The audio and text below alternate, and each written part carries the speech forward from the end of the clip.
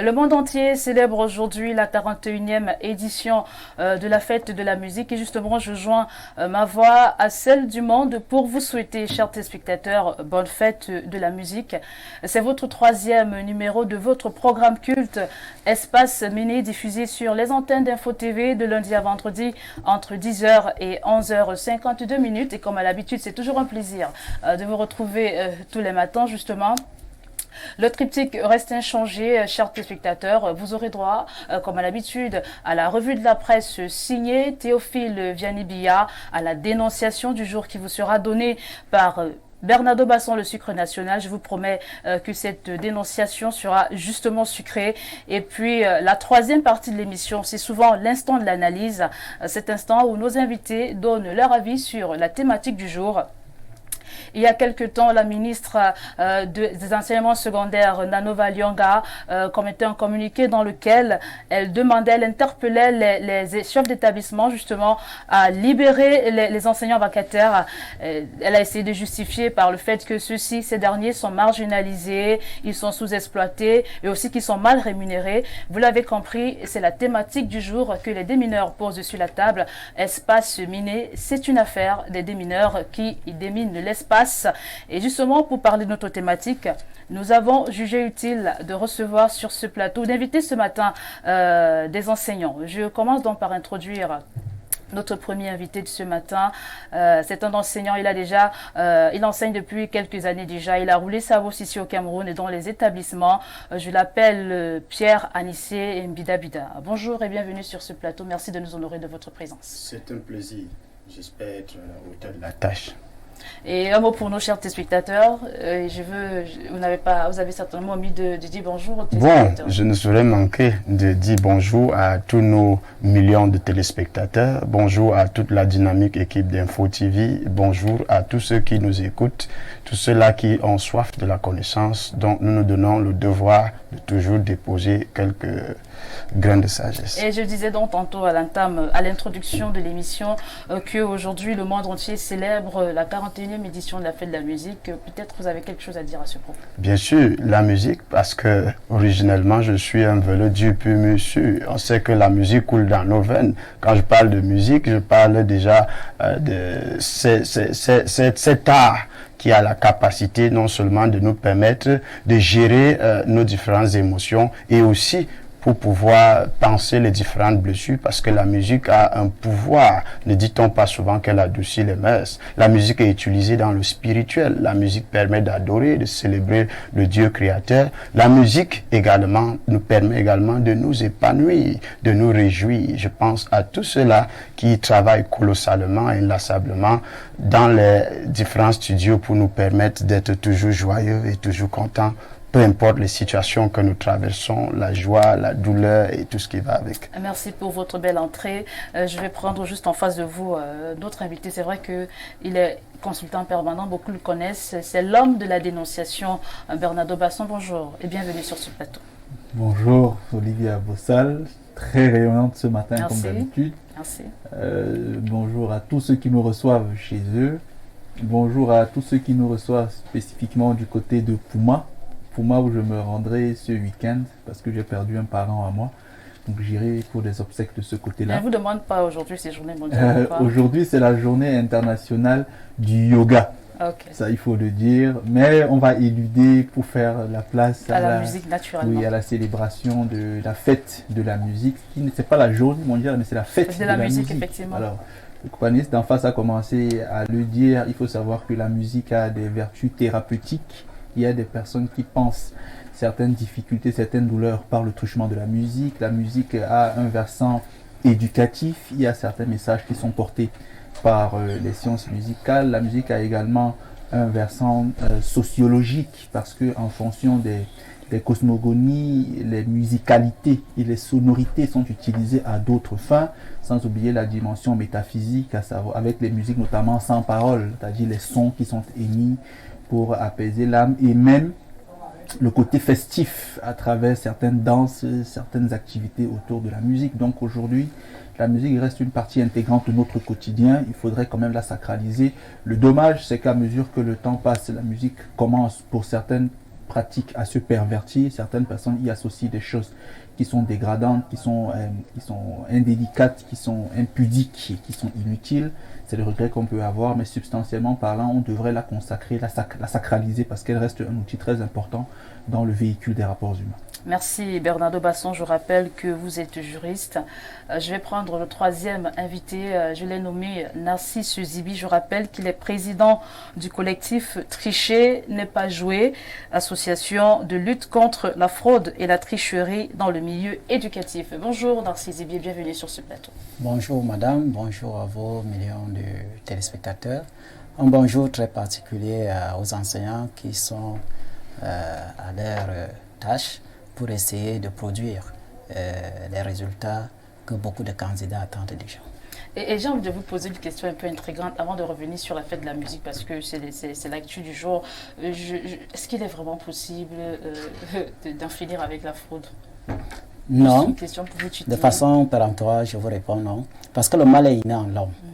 Vous allez vous rendre compte que plus vous faites des efforts pour éduquer les gens, plus il y en a qui essayent de ramer à contre-courant. Je vous prendrai tout simplement le cas de certaines assemblées législatives, c'est-à-dire les parlements. Vous allez vous rendre compte que pendant que certains députés s'échinent à déposer des projets de loi pour essayer d'améliorer le cadre normatif dans la vie d'une société, c'est parfois les mêmes aussi qui vont voir les cabinets parallèles pour essayer de contourner la même loi. Donc en fait, nous ne sommes là que pour essayer de dire aux gens que les règles consensuelles, les normes que nous avons eu à prendre de commun accord doivent parfois être respectées. Donc nous n'avons pas la prétention d'éradiquer la fraude ou la tricherie, nous essayons tout simplement de limiter les dégâts. Très bien dit. Naturellement, un mot sur la fête de la musique. Bon, quand vous parlez de musique, ce qui me vient directement à l'esprit, c'est mon papa. Il était un féru de la musique, mais il me revient que parfois ces musiques étaient un peu taquines. C'est quand il a quelque chose à balancer à la maman qu'il met une musique d'appoint. C'est-à-dire que si jamais la maman était peut-être allée parler de lui quelque part, il met le genre de musique qui dit bon, continuez à parler, moi je fais ce que je dois faire ici à la maison. Donc, beaucoup de gens continuent à utiliser la musique comme ça, c'est-à-dire pour exprimer leurs sentiments, leurs émotions. Et moi, j'ai gardé cette fibre-là par rapport à la musique, surtout la musique ancienne. Parlant de moi spécifiquement, je ne manque jamais l'occasion, quand j'ai la possibilité d'aller au bal des vétérans, parce que j'aime la musique ancienne. J'ai connu un papa qui était déjà âgé, et les sonorités anciennes me sont restées accrochées dans l'âme. Donc j'aime bien aller suivre les Jomolais, j'aime bien aller suivre les vétérans. Le Mendiang. Les Mendiang, je n'aime pas trop. Je n'aime pas trop parce que parfois on les danse à tort et à travers, alors qu'en fait, ceux qui chantent bien. Mais vous allez vous rendre compte que les gens essaient un peu de tout mélanger parce qu'on fait la différence entre la musique et la danse. Donc moi, généralement, c'est la danse de certaines personnes qui me fait éviter un peu. Et je chuterai avec la philosophie du genre musical. Vous allez vous rendre compte que la musique exprime parfois même aussi des sentiments de révolte. Nous avons connu le rap par exemple, le rap a été créé pour essayer de dénoncer, pour essayer d'exprimer le ras-de-bol qui venait de la tranche marginalisée. C'est ce qu'on appelle la musique engagée. Voilà. Donc il y a tout ce type de musique. Donc je pense que la musique est essentielle dans la vie d'un être humain. Encore que quelqu'un a dit, elle adoucit bien les mœurs. Ok, merci. Le meilleur pour la fin, je m'en vais introduire le consultant de tout temps et de tous les temps, le sage des sages de ce plateau. Je l'ai nommé Pierre Béhou-Nimec. Bonjour et bienvenue. Bonjour Olivia Bossal, bonjour à votre panel, bonjour à nos millions de téléspectateurs. Je suis heureux d'être associé à cette réflexion ce jour. Alors, avant l'idée, la musique, je veux d'abord, quelle est la citation du jour? La citation du jour, la voici. Le stress, c'est pour les combattants, mais la gloire aussi. Paraphrasé naturellement. Bien sûr, il y a déjà un auteur français qui disait « À vaincre sans péril, on triomphe sans gloire. » Sans gloire, effectivement. Si vous voulez atteindre les choses glorieuses, vous devez passer par les choses stressantes. Pierre Béhou-Nimec, je dois dire que vos citations inspirent plus d'un. Hein. J'ai ma petite sœur qui ne s'en passe pas. C'est-à-dire, à la moindre sortie de votre citation, elle les prend et puis elle les colle sur son statut. Ah ben, l'objectif, on regarde le monde, on observe et on essaie de dire les choses sous une certaine forme qui peut rester. Alors, vous voyez, okay. Alors une idée sur, en fait, un mot sur la fête de la musique, naturellement. Est-ce que vous souhaitez encore que moi je dise un mot? Tout a été dit, tout presque a été dit. Je me contenterai des miettes, de quelques restes et de quelques fragments. Au lieu de dire, je dirais en faisant. Allez-y. Voilà. Allez-y, ok. Voilà le décor. Vous voulez mimer quelque chose? Oui, Bon, je préférerais que vous mimez dans l'actu presse.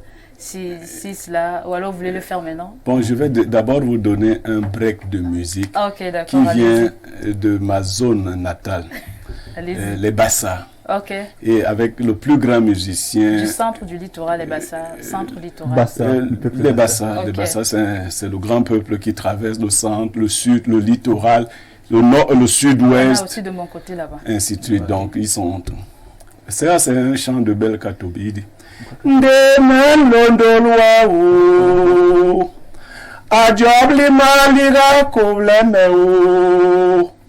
Me nunu me yendutu songi me a kon mengo emlel yagal jem dini emlel yagal jem dini Merci pour ce brillant a cappella à Pierre Béhou-Nimec. Voilà, le décor est planté. C'est donc parti pour 1h52 d'échanges, de débats, mais aussi d'interaction avec vous, chers téléspectateurs, car pour nous, vous êtes des téléspectateurs privilégiés. Je prends mon premier coup de pinceau.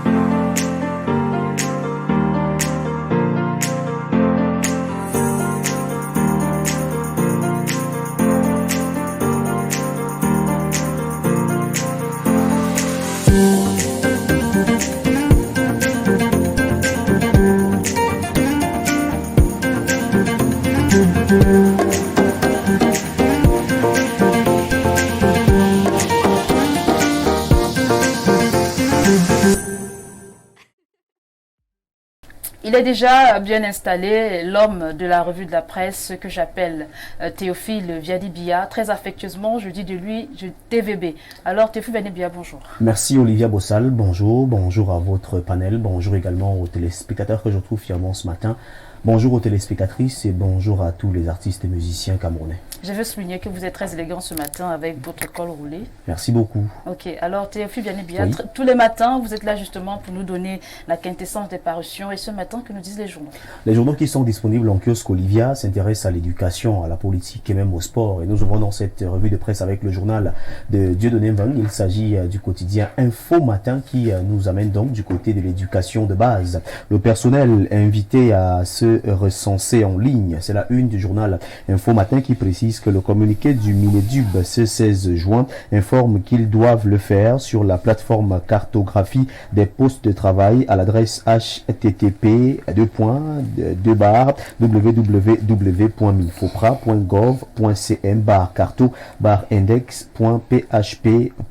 Laurent Serge Etoundi Ngoua précise que ceux qui sont encore en marge de ces recommandations sont exposés à la suspension de leur solde, le cas échéant. On en parle donc avec le journal Info Matin qui s'intéresse à l'actualité éducative, plus précisément à cette actualité qui nous vient du ministère de l'Éducation de base. Affaire Savannah Energy, Sonara, SNH, le journal Le Messager en parle en grande une. Sauver le pétrole camerounais. L'analyse de l'expert pétrolier et consultant international Robert Joseph Louis Mouté Ambassa qui parle de l'urgence de reconstruire la Sonara pour doubler les recettes pétrolières du pays. On revient donc sur cette réaction. En page 10, ce matin, effondrement des immeubles. Comment stopper la saignée? Le journal s'interroge en page 2. Laissons ce journal et retrouvons le journal Le Jour d'Aman Mana qui s'intéresse aux états civils, plus précisément aux actes d'état civil. État civil, 1,6 million d'enfants scolarisés sans acte de naissance. En 2019, plus de 30 000 enfants sans acte de naissance n'avaient pas pris part à l'examen du certificat d'études primaires en abrégé CEP dans la seule région de l'extrême nord. Le défaut d'acte de naissance porte entrave à l'éducation, surtout pour les élèves à s'inscrire aux examens officiels. Le journal en parle de la page 2 à la page 3 et présente donc les statistiques ce matin. Affaire corps sportif FECAFOOT, une bataille loin d'être terminée avec démonstration et explication. On en parle ce matin. Restons dans cette même affaire avec le journal Mutation de Georges Alain Boyomo qui en parle en page 11. Affaire le coq sportif. La Fédération camerounaise de football tente de dédramatiser. Le journal revient donc plus clairement en page 11. Contre l'homosexualité, ferme comme un roc. Au nom du gouvernement, le ministre des Relations extérieures écrit à son collègue de l'administration territoriale pour faire interdire une conférence débat de l'ambassadeur français chargé des droits des personnes LGBT+ à Yaoundé le 30 juin. La nouvelle expression parle également homosexualité. Le Cameroun dit non. C'est la une du journal La Nouvelle Expression. À l'annonce de la visite au Cameroun de l'ambassadeur français pour les droits des personnes LGBT, le ministre camerounais des Relations extérieures a tenu à rappeler que cette pratique est contraire aux lois du Cameroun et que la conférence de cet ambassadeur ne saurait se tenir sur le territoire camerounais. L'info à chaud revient également avec cette même actualité. Interdiction des activités au Cameroun de l'ambassadeur français LGBT. La voix du peuple enfin entendue. C'est la une du journal L'Info à chaud qui en parle ce matin. Visite de Jean-Marc Berton, ambassadeur français pour les droits des personnes LGBT. Le journal Flèche d'Afrique en parle également en pied de une et nous fait savoir que les Camerounais disent non, non et non. Allons du côté du Parlement avec ce même journal. Gaz, eau potable. Gaston Eloundoué Somba face aux parlementaires fait la lumière. Cette lumière est donc présentée ce matin au journal Flèche d'Afrique. Cameroun Tribune, le quotidien gouvernemental, s'intéresse également au Parlement et plus précisément au débat d'orientation budgétaire. Le gouvernement prépare sa copie. C'est ce que nous dit le journal Cameroun Tribune. En présidant hier le conseil de cabinet du mois de juin, le Premier ministre, chef du gouvernement Joseph Dion Ngouké, a invité les membres du gouvernement concernés à consolider en urgence le document de programmation budgétaire et de veiller à l'implémentation effective des projets contenus dans le programme d'investissement prioritaire pour la période 2024-2026. Le document sera donc en discussion au Parlement dans les tout prochains jours, d'après l'information qui est présentée dans ce journal de la page 2 à la page 3. L'action reste au Parlement et le journal de Jean Kueté revient donc sur les projets majeurs pour le Cameroun, entre coopération militaire, orientation de l'enseignement supérieur, fluidité des transports et d'autres secteurs de l'économie nationale. Plusieurs projets de loi sont en examen à l'Assemblée nationale et au Sénat en vue de leur adoption. Le quotidien de Jules Brice Ngaba Lualaba s'intéresse aux listes électorales. 7 380 944 inscrits dans le fichier de l'ECAM. Les statistiques sont présentées ce matin au journal Le Quotidien. Si on parlait d'autonomisation des femmes et des jeunes avec le Conseil des imams et dignitaires musulmans du Cameroun, le SIDIMUC, qui mobilise 25 pays africains à Yaoundé pour faire donc la promotion de l'autonomisation des femmes et des jeunes. L'œil du Sahel de Guibaï Gatama par l'hôpital général de Garoua qui se dote de 2 nouvelles spécialités. Ces spécialités sont donc présentées en page 3 du journal L'œil du Sahel. La primeur de l'Info Plus nous fait savoir que du côté de Maroua, le gouverneur Midi Awa Bakari fait le tour du propriétaire. C'était bel et bien à l'hôpital régional Croix-Rouge camerounaise. Cécile Akamonfoumou déroule le plan opérationnel humanitaire 2023-2025. C'était en présence de plusieurs personnalités d'après l'information qui est présentée ce matin de la page 6 à la page 7 du journal La primeur de l'Info Plus. Litige foncé de l'Ezois. Quand une certaine élite d'une Fundi souffle sur les braises, on en parle ce matin. Sud Info Plus parle de l'imprimerie nationale. Pierre Oyonobika, nommé directeur. La direction de l'imprimerie nationale n'est plus vacante. Pierre Nolask Oyonobika, digne fils du Sud, a été nommé lundi 19 juin 2023 au poste de directeur par le président de la République, Paul Biya. 10 000 logements sociaux. La MINDU dénonce la lenteur du projet. Cette dénonciation est donc présentée ce matin au BAT 1 du journal Sud Info Plus. L'économie de Thierry Ekouti qui nous permet de refermer cette revue de presse. Acte 2 sur Info TV, mais bien avant de refermer cette revue de presse, nous allons tout d'abord prendre l'économie avant de retrouver le journal qui va nous permettre de refermer cette revue de presse. Ce journal parle d'accusations de corruption. Le Cameroun parmi les pays appelés à mener des actions judiciaires contre Glencore. Le journal en parle ce matin et nous permet donc de refermer cette revue de presse. Acte 2 sur Info TV. Mesdames, messieurs, de votre aimable attention, infiniment merci. Et nous vous invitons très massivement à vous rendre dans les kiosques pour vous procurer un journal au prix de 400 francs CFA pour que vive la presse camerounaise. Merci Olivia Bossal. Merci à vous Théophile Vianney-Bia pour cette brillante présentation de la revue de la presse ce matin. C'est une habitude d'ailleurs. Oui. Vous ne partez pas, TVB, vous nous restez le temps pour vous de nous donner les faits majeurs qui seront traités aux 19h et aux 20h ce soir. Oui, aux 19h et aux 20h ce soir, nous allons mettre les faits de projecteurs sur la fête de la musique. Alors, plus précisément pour revenir sur les difficultés rencontrées par les artistes musiciens camerounais. On va parler de ces mots qui minent l'industrie musicale au Cameroun. Nos journalistes sont déjà sur le terrain pour rencontrer quelques artistes musiciens pour parler de la musique au Cameroun. On va également mettre sur la table ce conflit générationnel, plus précisément pour revenir sur le fond, la forme et même les messages que l'on retrouve dans les musiques aujourd'hui. Bel et bien, nous allons laisser les amoureux de la musique camerounaise s'exprimer à ce sujet. On va également parler du climat qui règne du côté du Labo Génie, avec naturellement cette grève qui a été annoncée par le personnel du Labo Génie. Nos équipes sont également sur le terrain pour toucher du doigt ce qui se passe du côté du Labo Génie, ici même à Yaoundé. Ok, merci Théophile Vianney-Bia. Je rappelle que vous êtes rédacteur en chef à la rédaction centrale d'Info Télévision. Je vous donne rendez-vous, chers téléspectateurs, à 19h pour le journal en langue anglaise et 20h pour le journal en langue française. Théophile Vianney-Bia. Oui. À demain 10h. Avec le même plaisir et le même bonheur. Très bonne suite d'émission à vous, Olivia Bossal. Merci TVB. Alors, le temps que TVB, c'est Bernardo s'installe. Je vais revenir sur ces actualités. C'est vrai qu'il y en a beaucoup qui ont retenu mon attention. Il y a cette information sur les personnels invités à se recenser en ligne et c'est une titraille du quotidien Info Matin de Dieudonné Vin. Il y a aussi le Messager qui revient qui titre Sauver le pétrole camerounais. Et puis il y a aussi cette autre actualité donnée par Le Jour ce matin qui titre 1,6 millions d'enfants scolarisés sans acte de naissance. Et puis l'info à chaud qui revient aussi dans sa parution de ce matin sur la crise sociale au Labo Génie. TVB l'a dit tout à l'heure, le 26 juin prochain, une grève est donc annoncée. Mais il n'est pas question de cela. C'est vrai que ce sont des actualités, mais nous avons une grande actualité ce matin. Et cette actualité, c'est la 41e édition de la fête de la musique. Et justement, j'ai envie de poser à mes panélistes ce matin une question qui taraude mon esprit. La musique a-t-elle gardé ses lettres de noblesse? Je vais commencer par vous, Bernardo Basson. La musique camerounaise, je tiens à préciser. Bon, vous savez que Espace Mini, c'est aussi l'affaire des téléspectateurs. Ouais. Donc, il y a Nathalie, qui est une fidèle, qui m'a demandé de mimer une chanson de Dina Bell.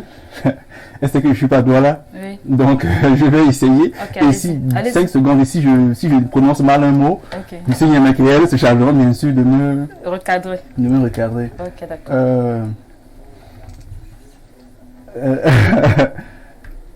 Comment la chanson de Sophie là? Sophie commence comment? Boa Olivia. Non, la voix, bon. Muninga mutombiye, muma papaye, ebokoe. Iselemba ningeye Sofio Ngaweyende Didi Sewayi Mulema Nabi Iselemba nanje Sofio Mboangoi Oibangamba Natanadiana Wandewe Mbamuto On connaît plus la suite. Tona Puli Ponde Jongwa. Nathalie, j'ai fait l'effort, hein, tu m'en voudras pas pour ça. Bon, ambassade aurait mieux chanté de On toute va façon. pour Bernardo parce qu'il s'est à faire quelque chose. Bon, Allez-y, la vous musique avez- camerounaise a-t-elle conservé, vous avez C'est demandé, lettre de noblesse. lettre de noblesse? Je dirais oui et non. Ok. Oui, parce que hier soir encore avec mes petits frères, j'écoutais Salignolo et je souriais comme un enfant qui a vu 5 francs par terre. Vous voyez, donc j'étais tellement émerveillé, tellement enthousiasmé, tellement époustouflé. On ne peut pas être aussi talentueux, vous voyez, c'est inhumain. Donc il y a encore des personnes qui ont une qualité de musique incroyable. On a eu Richard Bona, Bendeka, Sambende, Dinabel, Belka Tobi, des gens qui chantent tellement bien et qu'on devrait écouter toute la journée sans s'en lasser. Voilà. Et ces personnes transmettent encore dans leurs textes des messages d'amour, des messages de continuité, des messages d'espoir. Malheureusement, comme rien ne peut être parfait, il y a une nouvelle génération qui a émergé, qui est portée, qui est surtout très encensée par beaucoup d'influenceurs et influenceuses, et même influenceuses, qui produisent des textes parfois très peu intéressants, avec des contenus peu intéressants, parfois des femmes à moitié nues qu'on présente à l'image, parfois des textes sur le sexe assez impudiques, moi qui ne m'intéresse pas. Donc certains se cachent derrière le fait que la société en demande et du coup il faut produire ce qui est demandé, oubliant que leur mission est aussi d'éduquer et de recadrer. On peut demander une chose et proposer une autre chose pour compenser une demande qui n'est pas morale, qui n'est pas pudique. Donc au Cameroun, malheureusement, la musique n'a pas perdu ses lettres de noblesse, mais elle a été pénétrée par un courant, par une fraction qui ne l'aide pas à être aussi qu'elle était par le passé. Oui. Ok, merci Bernardo Basson. Narcisse Zibi, vous êtes de l'avis de Bernardo Basson? Bien, plus ou moins, je pense que la musique est d'abord fille de son époque. Ça veut dire que les mœurs qu'elle véhicule, qu'elle est censée véhiculer, sont fortement ancrées dans notre subconscient. Qu'on le veuille ou pas, les artistes ne font que parfois exprimer ce que nous disons un peu tout bas, ou alors ce que nous faisons dans les bars et dans les gargotes. Donc, moi je crois que ce soit l'ancienne génération, que ce soit la nouvelle, l'état que nous reprochons aujourd'hui aux uns et aux autres, on les a reprochés aussi il y a quelques temps, quelques années, quelques siècles aussi à ceux qui faisaient la musique. Moi, Mudjomu Song par exemple, quand vous écoutez le Mudjomu Song, ce n'était pas la musique d'aujourd'hui, mais il vous fallait avoir l'oreille fine pour savoir qu'il était obscène. Moi, on m'a dit qu'il y avait quelqu'un qui était très préféré par une grande autorité de la République, qu'on appelait Monazam. Quand vous écoutez la musique de Monazam, évidemment, ce n'était pas les jeunes d'aujourd'hui qui chantent. Moi, je n'aimais pas le mbolé, mais il y a un morceau du mbolé. Justement, je vais dire quoi, c'est un son musical qui monte au Cameroun. Voilà. Le mbolé, effectivement. Mais quand vous avez... Mais on dit que le mbolé, en fait, c'est la musique des bandits. Est-ce que vous êtes de cette année? Non, je pense pas. Vous savez, il y a plusieurs genres musicaux. Il ne faut pas que les gens nous enferment, justement, comment dire, dans une sorte de partie unique, si on peut le dire ainsi. Le Cameroun a une diversité de cultures, et qui parle de diversité de cultures parle aussi de diversité de genres musicaux. Donc il ne faut pas que les gens essayent de venir nous enfermer. Quand vous avez le Mbolé, il y a un morceau que, enfin, je ne connais pas le mimer, mais ces jeunes vous disent pourquoi bagarrer alors que nous sommes tous des frères, du nord, du sud, de l'est à l'ouest. C'est Petit Beaux-Arts. Voilà. Mais quand vous suivez cette musique, non seulement elle raffermit l'intégration nationale, c'est-à-dire que vous vous sentez appartenir à une communauté qu'on appelle la nation camerounaise.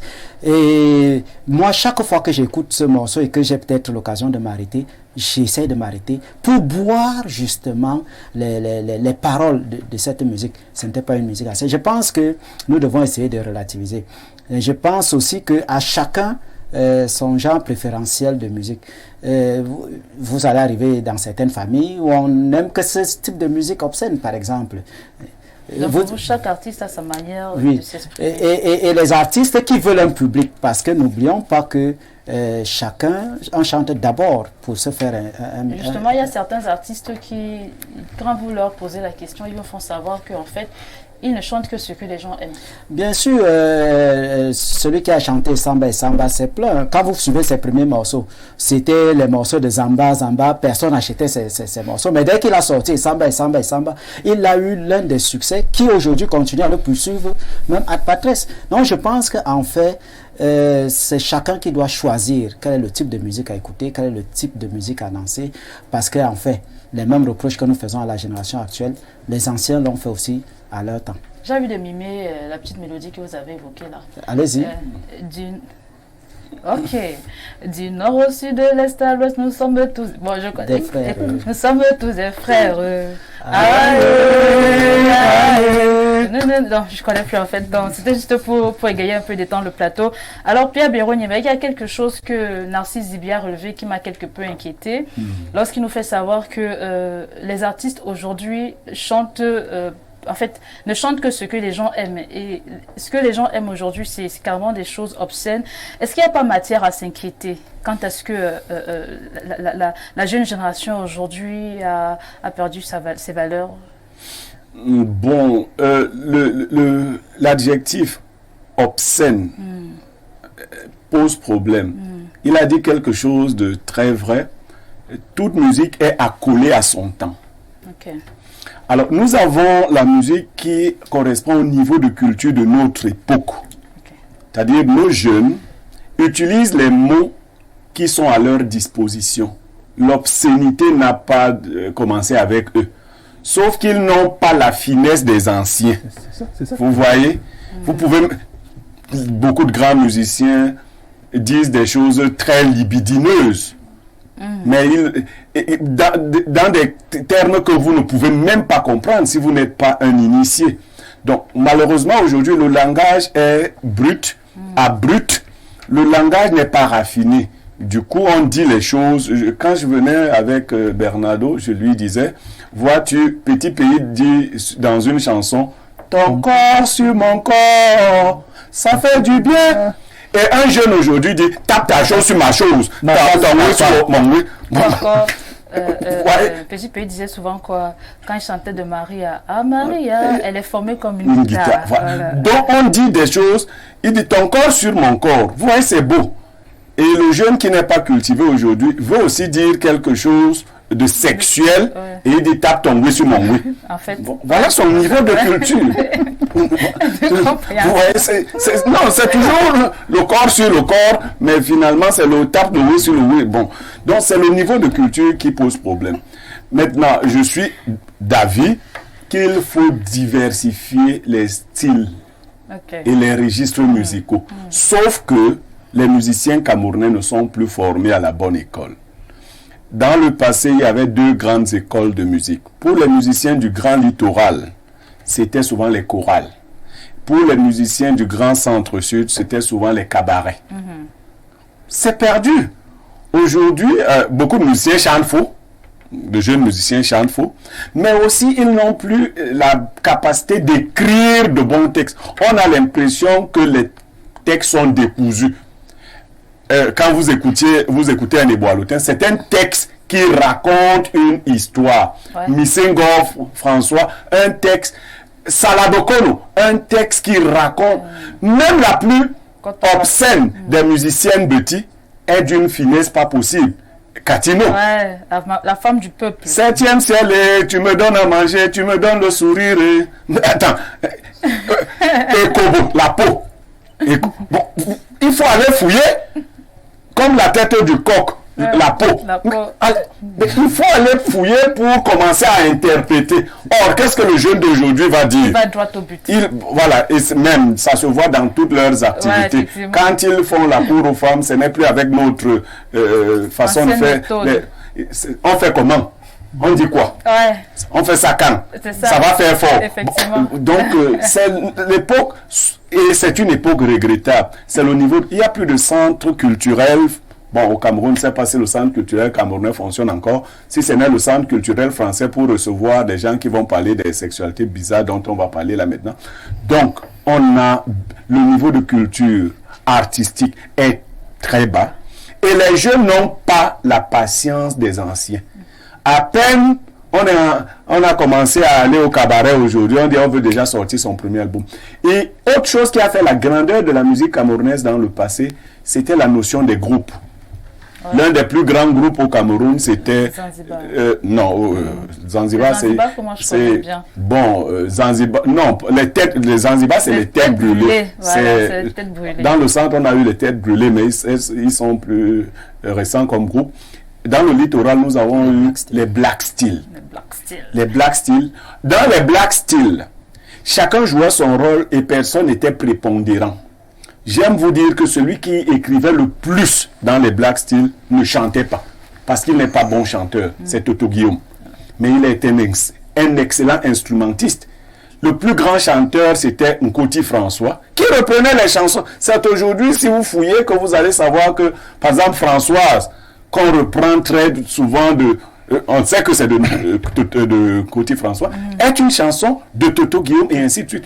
Le groupe faisait la force, chacun dans le groupe faisait ce qu'il avait à faire. Et quand je vous prends le cas des Black Steel, vous verrez que dans les Black Steel, Nkoti François chante des voix de tête et la première voix très souvent. Kangue-Emile, Lobe Yves chante les deuxièmes voix. Donc on vous organise une musique qui ressemble au choral. C'est agréable parce que quand plusieurs personnes qui savent chanter prennent les différentes voix, il y en a jusqu'à 7, vous ne pouvez pas imaginer. Et que ça chante de cette façon, c'est très beau. Et Boileauté avait le secret de chanter lui-même en première voix et de chanter en fond sonore en deuxième voix. Aujourd'hui, vous voyez, ça ne fait pas la beauté vraiment. La musique est un son agréable à l'oreille aussi. Quand ce n'est pas agréable, quand ça fait trop de bruit, on ne sait pas à quel moment ça va adoucir les mœurs. Trop de bruit comme la musique de Malox, le Viber. Alors, Pierre Anissé Bida, j'ai envie de vous demander s'il vous était donné de choisir entre la musique de l'ancienne époque et de la nouvelle époque, où porteriez-vous votre choix? Bon, je ne sais pas trop ce que vous appelez ancienne époque et nouvelle époque, en fait, mais je sais que des œuvres d'art qui ont été bien élaborées sont parfois atemporelles. Ça veut dire que si le message est d'actualité, nous pouvons toujours considérer comme cette musique qui est de nos jours. Bref, je comprends un peu quand vous dites l'ancienne époque, la nouvelle époque. Il faudrait d'abord que l'on comprenne que la musique est un art.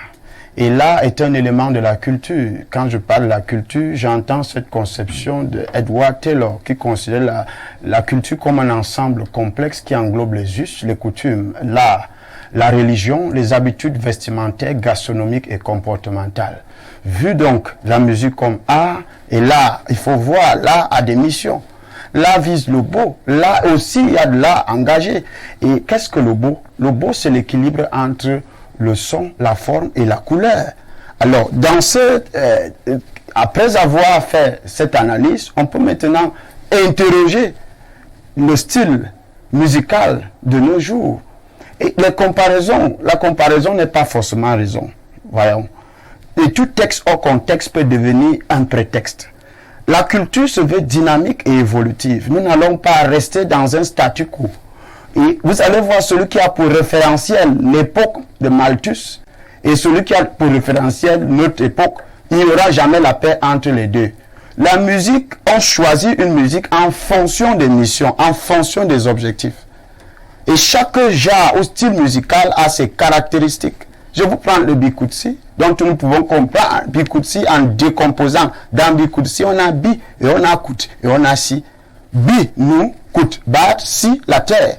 On danse en mettant à la fois en harmonie, en symbiose, beaucoup d'éléments même de la nature. C'est la danse même du spirituel. Je pense aux célébrissimes comme Simon Konda Martin, à qui nous devons tout le respect pour ce qui est du Bikutsi. Vous allez voir une musique comme celle-là qui naît des revendications des femmes qui n'avaient pas la parole, qui n'avaient pas le privilège de prendre la parole en public et qui formaient des cercles. Chacun dansait en parlant de toutes les contrefaçons, les bévues subies au quotidien. Vous allez prendre Benskin, dont à la fois musique, à la fois danse, dont la formulation donne déjà, ça vous guide comment on doit danser. Benskin vient de l'anglais ben et skin qui est le corps. On danse en ce groupe. Donc je me dis, si vous voulez méditer, il y a un style de musique. Vous visez tellement le beau, vous allez voir un certain Denis Elwood, mon cousin militaire qui vient. Heureusement que j'ai mon cousin militaire. Je serai déjà au cimetière, à 2 mètres sous terre. Pauvre cadavre, simple squelette, en train de sourire comme tous les squelettes de la terre, qui n'arrêtent pas de sourire, le sourire de la mort, mort de misère, misère des hommes, pauvre macabé. Vous voyez une musique comme celle-là, non seulement c'est beau quand on écoute, mais il y a un message à l'intérieur. Nous voyons là dans une société où on avait tout été pensé par le colon. Le militaire était celui-là qui était le plus respecté.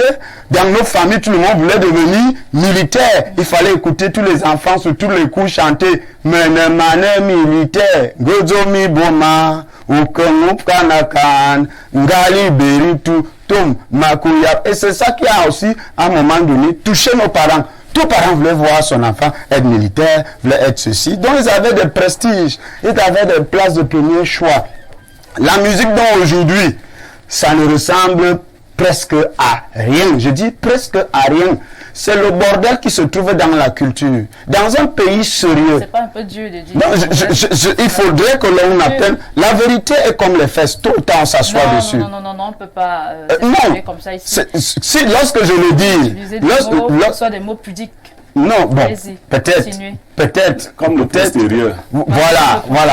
Vous voyez, la difficulté, c'est que à un moment donné, il faudrait que nous ayons le courage de toucher la réalité sans porter les gants. Alors, lorsqu'on est dans un pays où la culture est malade, ça affecte tous les domaines. Tous les domaines sont touchés. Vous chutez.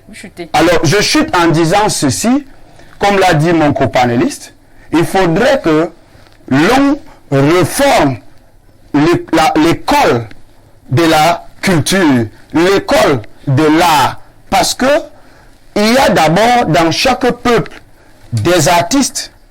Je dis dans chaque peuple des artistes, des familles sont organisées. Il y a la famille des chanteurs, il y a la famille des chasseurs, il y a la famille. Lorsqu'on veut maintenant faire de la musique, tout simplement parce qu'il y a deux objectifs. Soit on fait de la musique parce qu'on veut se faire de l'argent, soit on fait de la musique parce que c'est là on veut s'épanouir. Maintenant, les musiques, on regarde qu'est-ce qui passe de nos jours. C'est des musiques impudiques, des musiques où il y a de l'indécence vestimentaire. On fait la musique pour se faire de l'argent. Voilà. Un mot. Allez-y. Je voudrais dire une chose sur laquelle il ne faut pas qu'on se perde. Oui. On va peut-être encenser le besoin d'avoir des différences ou de diversifier ce qu'on produit. Oui. Mais il ne faut pas qu'on oublie qu'il faut une base sociale minimale. Il a dit que la musique doit être dynamique et diversifiée. Et que la musique peut être évolutive. Tout changement n'est pas évolutif. Il y a des changements qui sont involutifs. C'est pas parce qu'avant, on était plus raffiné, aujourd'hui on est plus brutal, on a forcément évolué. On peut avoir évolué. Donc, peu importe la diversification, restons sur une base sociale qui nous permet de rétablir nos rapports en équilibre. On ne va pas laisser tout le monde aller sur la place publique, dire des choses extrêmement grossières. Au motif pris de ce que la musique doit être diversifiée. Disons, le sexe est aussi vieux que l'homme, le sexe est inhérent en l'homme. Donc on parle du sexe depuis les temps immémoriaux. Mais restons quand même sur une constance selon laquelle, même s'il faut que les choses changent, il faut quand même qu'elles restent encadrées. Et là, on rentre dans les écoles de musique qui te disent, oui, si tu veux dire peut-être appareil de l'homme ou appareil de la femme, emploie certainement. Ils m'ont dit, tape ta chose sur ma chose, mon oui sur ton oui, tape ma pas sur ma pas. C'est quoi? Ok. Merci Bernardo Basson. Je veux dire que Pierre-Anicien Bida est traditionnaliste, attaché à la tradition comme vous, Bernardo Basson, et il est philosophe comme le grand philosophe Pierre Blériot-Niémec.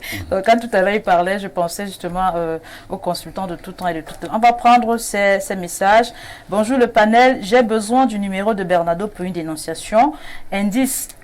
Il y a une convention collective dans la société où je travaille qui dit l'employeur a l'obligation de ramener l'employé à son lieu de recrutement. Mais voilà aujourd'hui plus de 4 ans que j'ai été licencié dans le cadre de la restructuration. Mais jusqu'à date, rien n'est toujours fait. Bonne émission, c'est Kiki de Douala qui revient en disant « D'autres choses vous seront révélées lors de notre séance de travail ». Bonjour au panel. Olivia, je pense que la musique d'aujourd'hui n'a plus de valeur. Ça ne ressemble à rien du tout. Moi, par exemple, j'ai 28 ans, mais j'écoute plus l'ancienne musique, le Makossa précisément, que celle de mon époque, car la musique de l'ancienne époque transmet un message. Je veux savoir le message contenu dans Coller la petite. Bonjour à vous. Permettez à ce grand enseignant de parler. Il dit de bonnes choses. C'est Franck. Bon. Qui l'a compris? Bonjour à vous sur le plateau. Blériot est très fort. Merci pour son analyse. Il a tout dit sur la musique. William depuis Obili. Bonjour chère Olivia. Dans les années 60 et 80, les musiciens camerounais étaient des petits seigneurs qui faisaient la musique par vocation et surtout véhiculaient des beaux messages. De nos jours, on a affaire à des griots modernes qui polluent le pays à travers leur bruit filtré. Sale habillement et maquillage et pousse la jeunesse à la dérive. Je ne parle pas des secteurs qui se cachent derrière les chansons insensées ou qui volent les morceaux des autres pour soi-disant influencer. Coach Yassi Joseph depuis Garoua. S'il vous plaît, faites de M. Mbida votre consultant. Il est brillant. Bonjour à vous, très belle émission. La musique est exactement comme le journalisme. Chacun a sa ligne éditoriale, donc il revient à chaque citoyen de choisir son genre musical. C'est Stan le Bakoko humble. Bonjour le panel. Il y a des jeunes musiciens au Cameroun qui font de la bonne musique, mais ils n'ont pas la chance d'être promus. Ne nous fions pas seulement de ce qu'on écoute au quotidien. Bravo à Blériot qui a travaillé sa voix davantage. Sipi le prince. Depuis Douala, vraiment. Bonjour à tous sur le plateau. La musique aujourd'hui n'a plus de sens à cause de l'inconscience de nos artistes. Bonjour au plateau. Juste pour dire bonjour à mon grand frère Zibi Ngando de Biguela, fils de Atangana Janvier. Bonjour, moi c'est Willy. Je trouve que vous avez un peu exagéré sur la musique, car il faut que vous sachiez que nous ne sommes plus dans les années 1900, dont il faut laisser les jeunes chanter la musique de notre quotidien, car ils chantent, c'est pour nous les jeunes et on aime bien ces sons. Je prends mon deuxième coup de pinceau.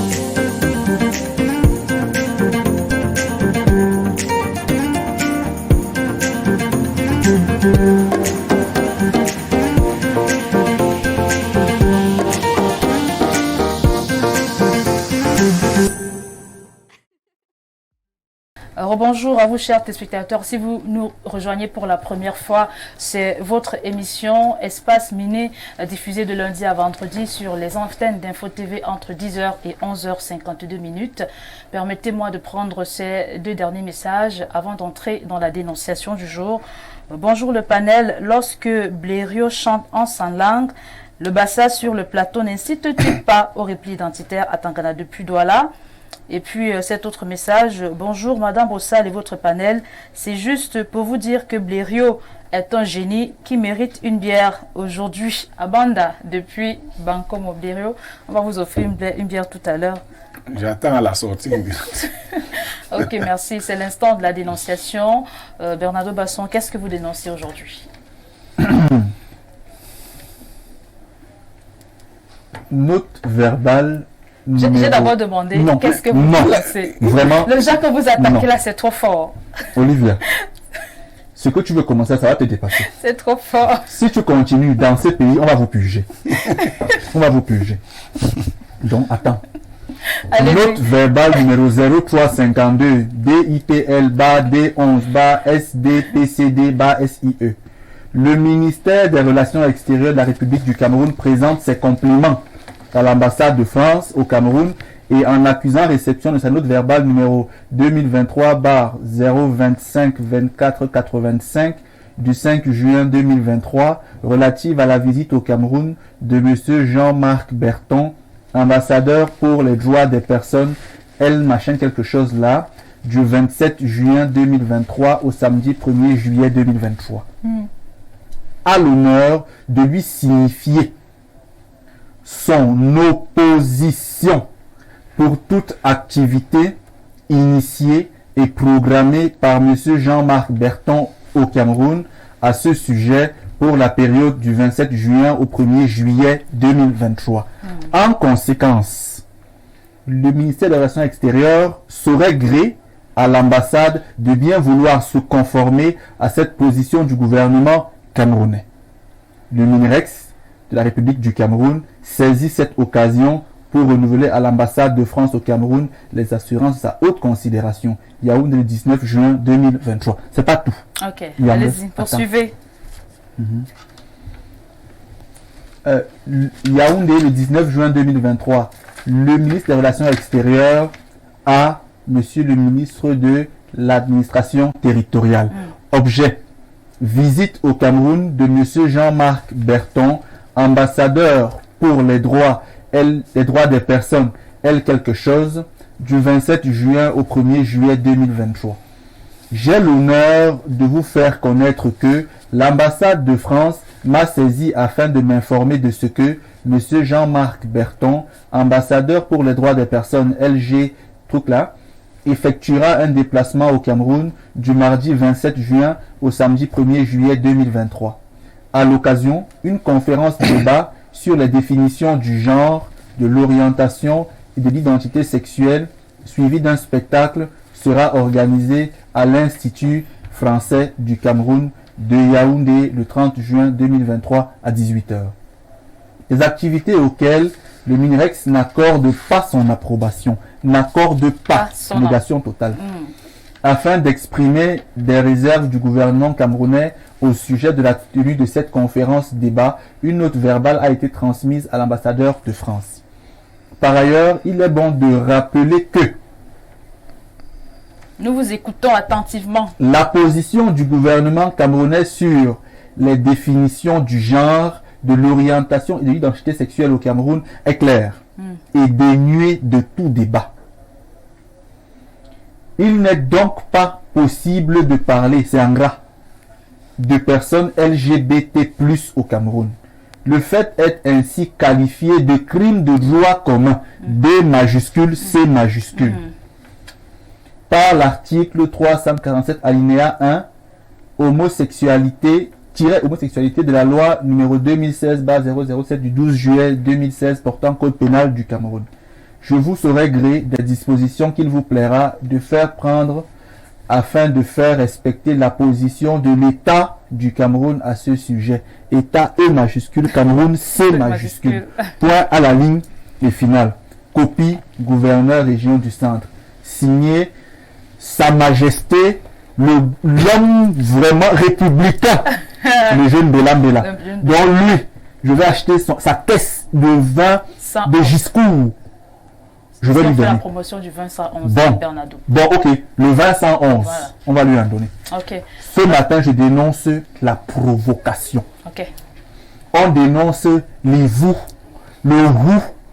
On dénonce le fait que certains pays chez eux sanctionnent parfois des sportifs qui n'adhèrent pas à ce qu'ils appellent être leurs valeurs, mais qui, dans certains pays, commencent à provoquer, à financer certains projets et à vouloir subtilement entrer pour tenir des débats, conférences sur des questions un genre, et malheureusement appuyés par des citoyens vampires qui eux aussi font la promotion de certaines choses. Vampires, vous dites? Non, je n'ai pas cité un nom, mais ce sont des vampires se connaissent, qui parfois même sont du corps de la justice, qui parfois sont des personnes de sexe féminin, qui font la promotion de certaines choses qu'on ne devrait pas sacraliser. Donc aujourd'hui, je dénonce cette provocation d'un gouvernement, d'un État étranger au Cameroun, et je voudrais que les démineurs en parlent ce matin, pour qu'on enlève les mines. C'est un sujet délicat, mais quand les démineurs n'ont peur de rien, ce matin on va enlever les nouvelles énergies que je mets là, non. Voilà. Et c'est pourquoi on enlève les mines. Voilà, et justement les démineurs vont en parler ce matin. Hein. Voilà. Je pressens et je ressens tout le bouillonnement de Pierre Biré-Onyemekh. Donc je préfère en toute honnêteté le prendre à la fin des réactions. Je vais d'abord commencer par Pierre Anissé Mbida. Vous avez certainement suivi avec beaucoup d'acuité la dénonciation de Bernardo. Quel est votre regard? Je vais m'extérioriser sur cette question. Mais vous avez dit espace miné. Acceptez que le mot, même si ça c'est brut, que ça atteigne les oreilles. Permettez, je vous en prie. Les mots peuvent atteindre les oreilles, mais quitte à ce que ce soit dans le respect des règles de l'art. Je vous en prie. Les règles de l'art, les mots ont un sens. Nous sommes sur un plateau de télévision. Nous sommes, bien sûr, je suis d'accord avec vous. Voilà. Je suis d'accord avec vous. En fait, et c'est miné, c'est ce que je suis en train de dire. Alors, espace miné, vous voulez qu'on aborde une problématique assez, je dirais même assez tellement, qui fait couler beaucoup d'encre. Et lorsque je dis le choix de mes mots, ce sera pour pouvoir tout simplement ressortir cette vérité-là. Ce n'est pas, il ne faut pas déjà commencer par me frustrer. Alors, je vais commencer par un mot. Le copanéliste a dit qu'il dénonce les vous. Je vais d'abord capitaliser ce mot. Les vous est très positif. On dit les vous et l'ongbel. C'est l'ongbel qui est négatif. Les vous est positif et peut avoir pour variante le génie. Alors, on parle de l'homosexualité. Toute personne qui prend le chemin, ce chemin-là, de l'homosexualité, ces pratiques qui sont contre nature et qui ne cadrent pas avec les mœurs de nos différents peuples au Cameroun, je me dis ce sont des personnes qu'il faut automatiquement et rapidement évincer, récupérer. C'est des personnes égarées, c'est des personnes qui peuvent nous détruire le pays. Nous détruire le pays parce que l'homosexualité ne fait pas partie de notre culture. On dit même, en faisant l'herméneutique, celui qui trouve la femme a trouvé le bonheur. Comment donc comprendre que les hommes partent avec des hommes et que les femmes partent avec des femmes? Quelle est l'ambition, quel est le projet qui se trouve derrière ça? Donc il faudrait être tous unis, tous parlant d'une même voix pour condamner avec dernière énergie les pratiques homosexuelles. Et ce n'est pas nouveau, s'il faut dire, c'est juste la mise à disposition de l'information, la façon de communiquer. Normalement, des thèmes comme ça, nous ne les abordons même pas. Moi, en tant qu'Ekambeti, c'est tabou chez nous. Ben, on appelle ça Maman Satan, parce qu'à force d'aborder même cette thématique, c'est comme si on est en train de faire la promotion de ces différentes choses. Donc, mais comme il faudrait en même temps, exposer... On revient sur cette thématique pour saluer la brillante sortie du Minerex.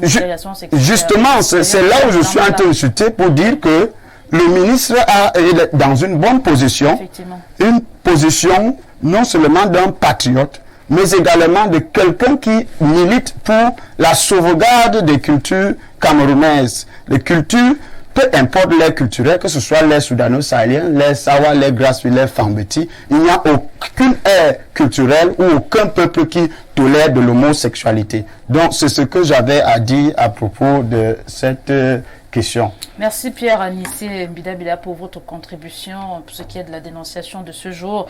Je m'en vais comme ça passer la parole à Narcisse Nzibi.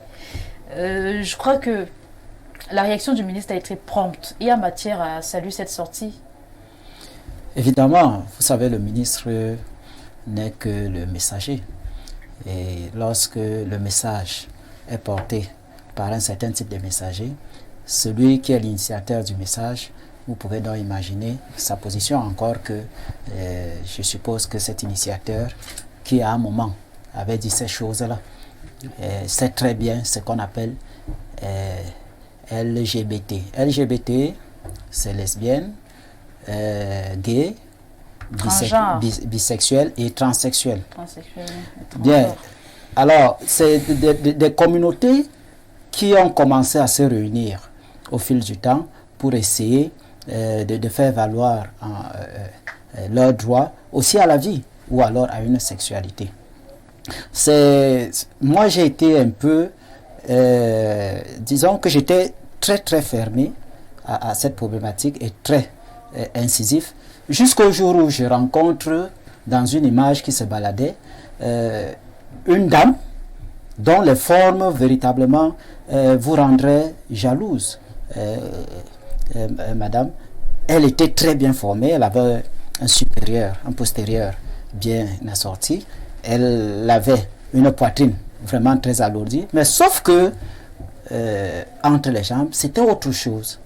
À ce moment, j'ai commencé à revoir un peu ma position. Il y a une vidéo comme ça qui a circulé, juste pour vous relancer, pour aller dans votre sens. Il y a une vidéo comme ça que j'ai aperçue sur la toile. C'était dans une boîte de nuit, il y avait des jeunes dames, très jolies vraiment, avec des greffes brésiliennes, très belles, rien à dire. Mais à un moment donné, je n'ai rien compris. Puis j'avais l'impression que c'est deux vidéos différentes. De l'autre côté, je vois les mêmes filles, on a enlevé les perruques, elles n'avaient pas de poitrine. Et puis elles étaient nues. Et ce que vous voyez vraiment, ça n'avait rien à voir. Honnêtement. Oui, et à ce moment, vous commencez à vous poser beaucoup de questions. C'est-à-dire qu'à ce moment, quand cette femme est habillée, elle est vraiment femme. Mais, sauf qu'il y a une partie de son corps qui est homme. À ce moment, on réagit comment? Beaucoup d'interrogations, je vous assure, je n'ai pas encore pu trouver de solution à ça. Mais je m'appuierai justement pour continuer à soutenir le gouvernement, la sortie du gouvernement, pour dire que entre eux-mêmes, il y a une scission. Parce que je suis avec un groupe de journalistes qui essayent d'étudier la question. De temps en temps, nous avons en face des gens qui essayent de vous expliquer une ou deux choses. Alors, il y a une dame qui expliquait qu'entre eux, il y a un problème. C'est qu'il y en a qui font certaines pratiques homosexuelles parce qu'ils sont, je prendrai le cas des hommes, parce que de nature, ils sont efféminés. Ou alors parce qu'on a commencé une certaine éducation qui a poussé, par exemple, le garçon à aller plus se réfugier vers la femme et à adopter des comportements de femme. Et ce qui fait que le monsieur a grandi comme ça. Là. Physiquement, il est homme, mais mentalement et psychologiquement, il est poussé vers la femme. Et lorsqu'il essaye de vouloir s'exprimer sexuellement à un certain âge, il a plus tendance à aller justement... Vous allez chuter, Narcisse. Et la dame expliquait qu'il y a une scission entre ces deux tendances. C'est-à-dire que ceux qui font cela parce que justement efféminés et parce que c'est leur tendance, et ceux qui viennent faire des pratiques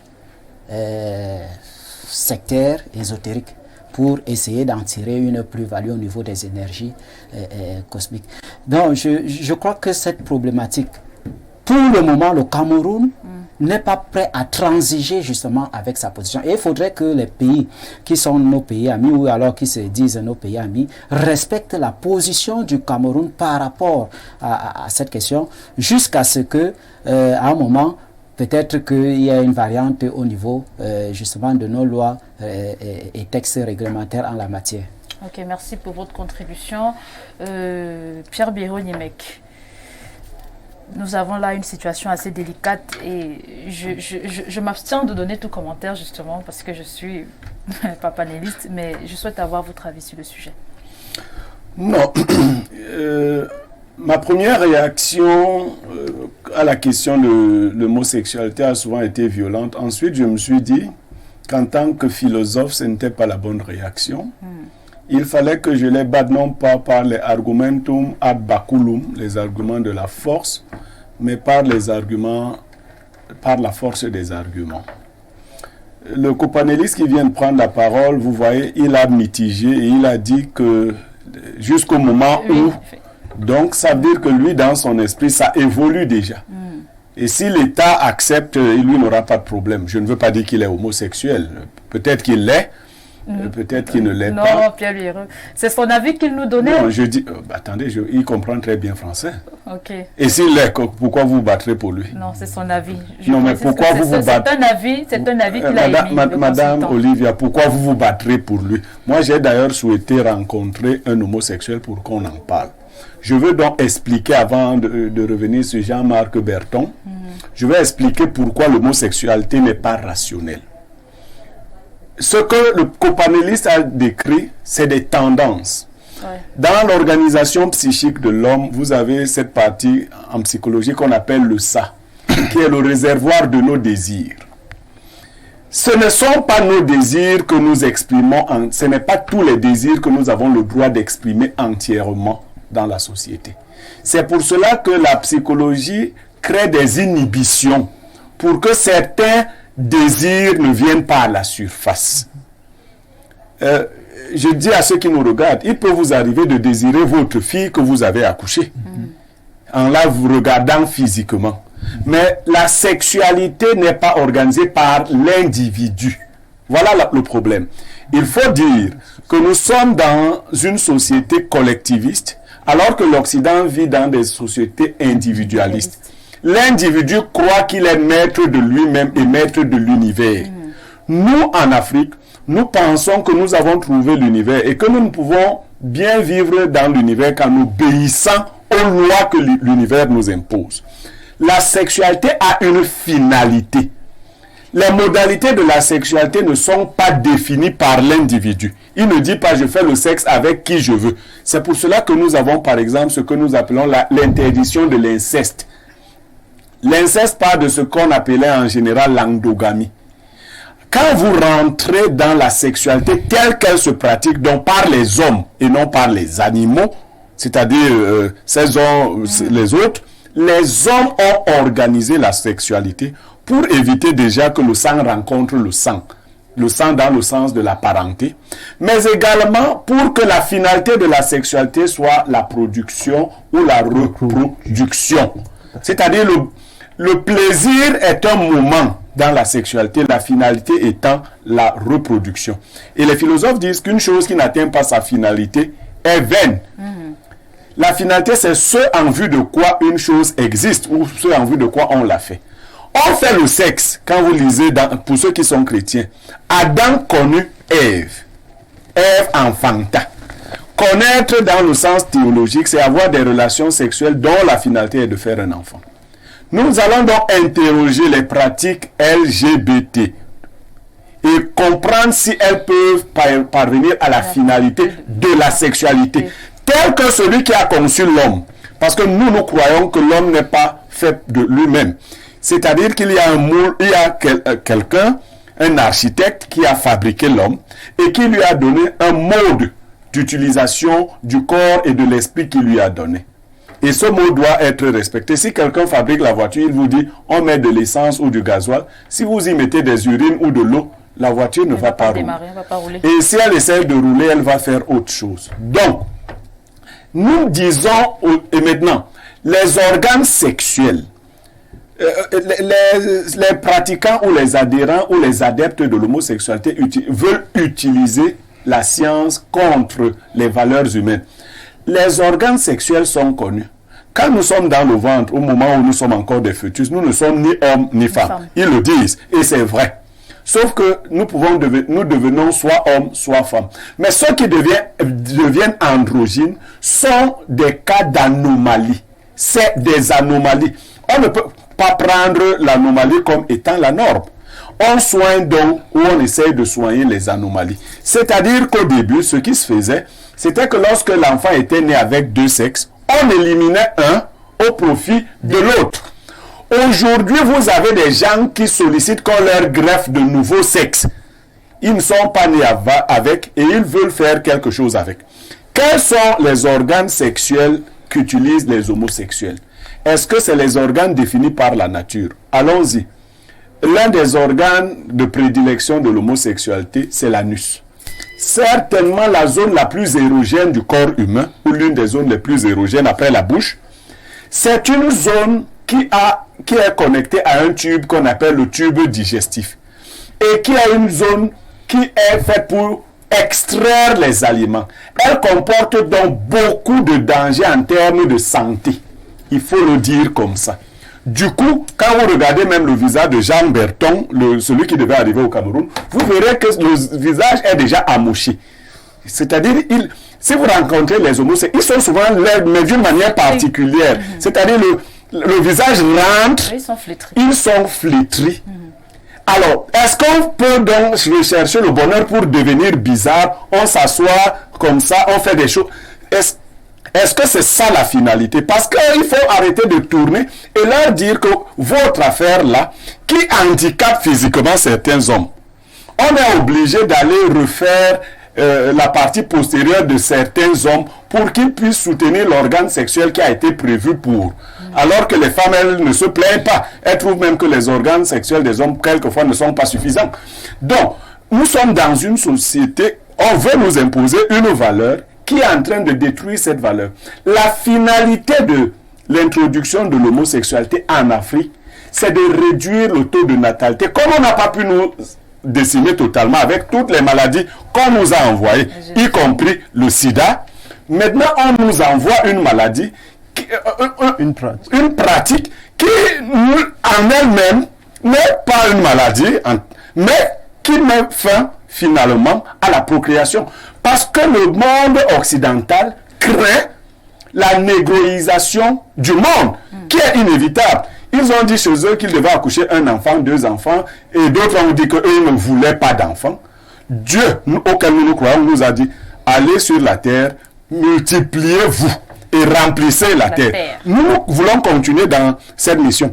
La pratique du sexe est certainement aussi dans la recherche du plaisir, mais la finalité étant la reproduction. Donc je me résume sur cette première sortie en disant que Jean-Marc Berton, dont le faciès indique quelqu'un de profondément amorti, psychologiquement affecté, voulait venir au Cameroun, à l'Institut français de Yaoundé, au Cameroun, tenir une conférence et faire des scènes théâtrales pour montrer aux jeunes Camerounais et aux Camerounais comment l'homosexualité se pratique.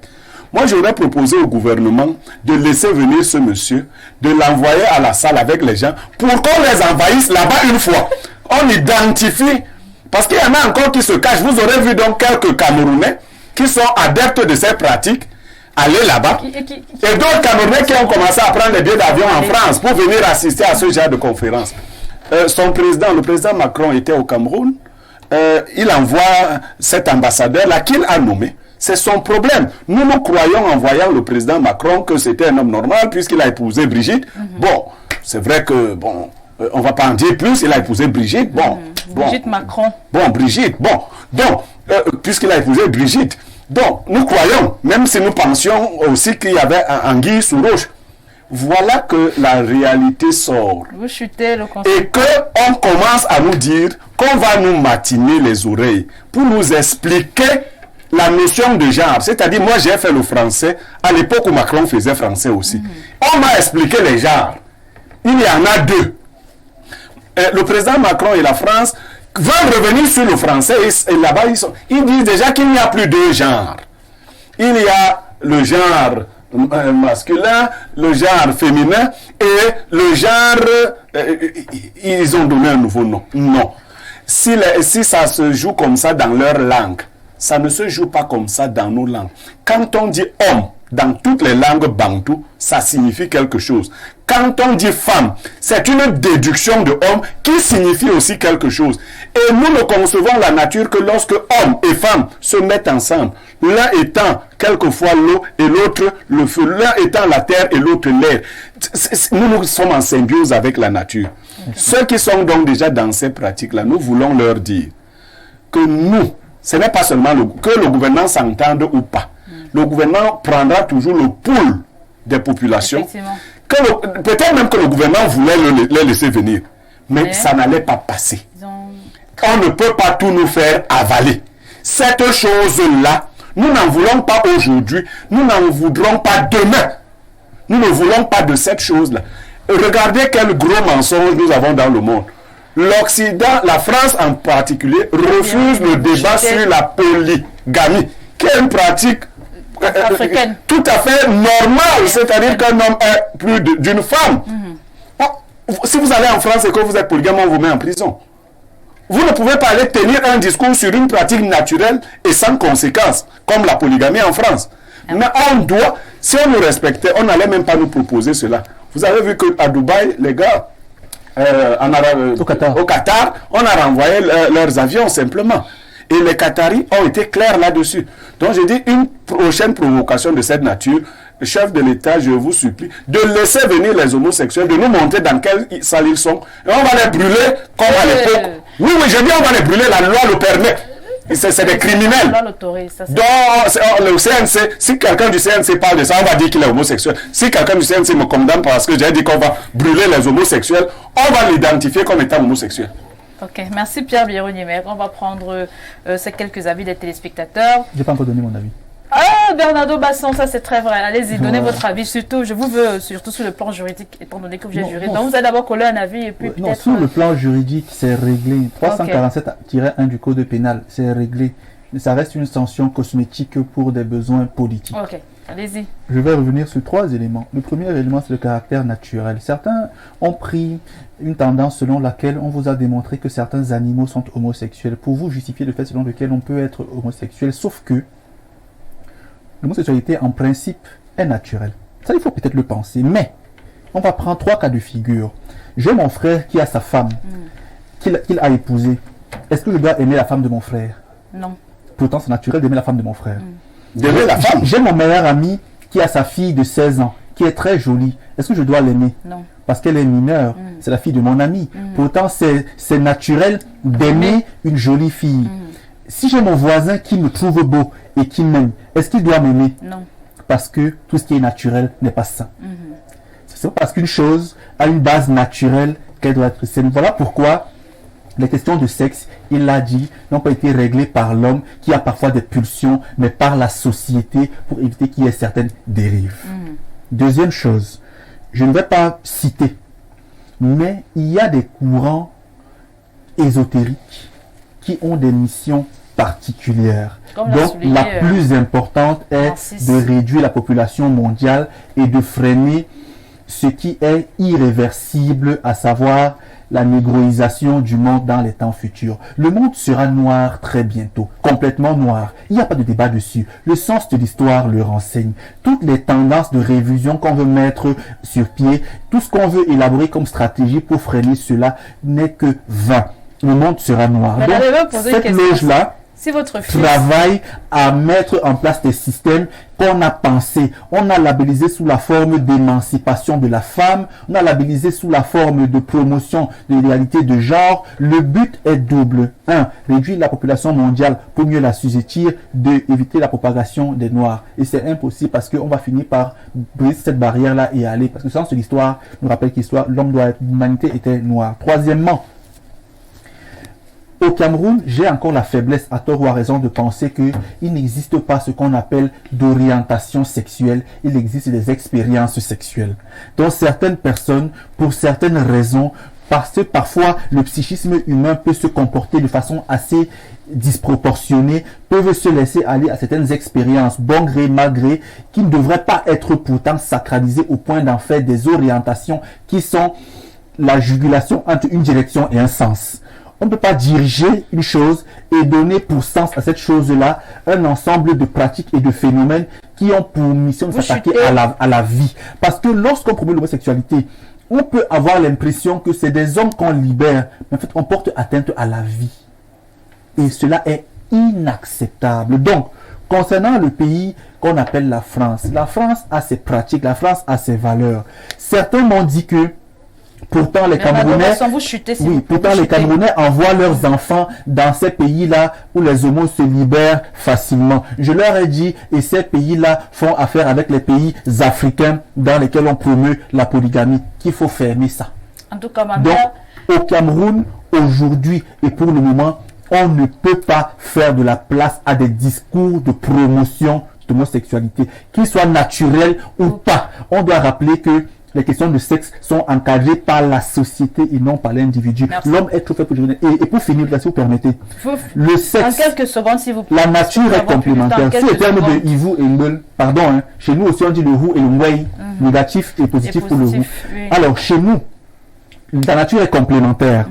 La forme du sexe de l'homme et celle de la femme, et celui de la femme, pardon, sont complémentaires. On a un qui s'introduit, l'autre qui reçoit. Tandis que la partie anale a un mouvement descendant. Cette partie n'est pas censée recevoir. Tandis que la partie vaginale a un moule qui est un réceptacle. Donc, c'est l'introduction de la verge dans la partie vaginale qui forme l'acte sexuel et la complémentarité. Donc, ce contact-là, plus les énergies vitales donnent la vie. Merci. On ne sorte pas de là. Merci Bernardo Basson pour votre contribution. De toutes les façons, ma mère me disait toujours que si un jour son fils ou sa fille se trouvait à aimer une femme ou un homme, elle se suiciderait. Je prends donc les avis de ces téléspectateurs.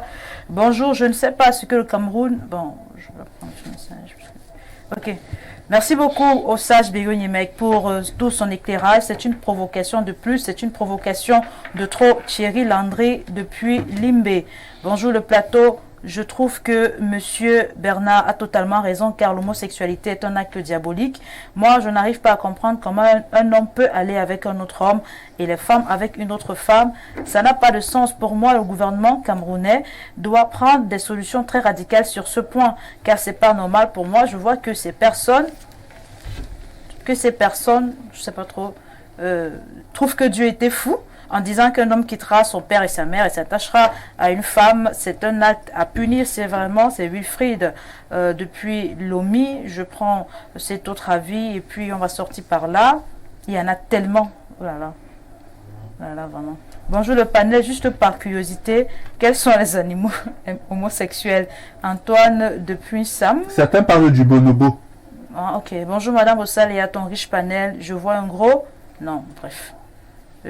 Pour la dénonciation, je suis parfaitement d'accord avec mon tonton Bernardo. Je propose que le ministre Mbela envoie le consultant en tournée européenne s'enquérir de la situation des polygames là-bas. Il commencera par la France. C'est Loric. Je prends notre coup de pinceau.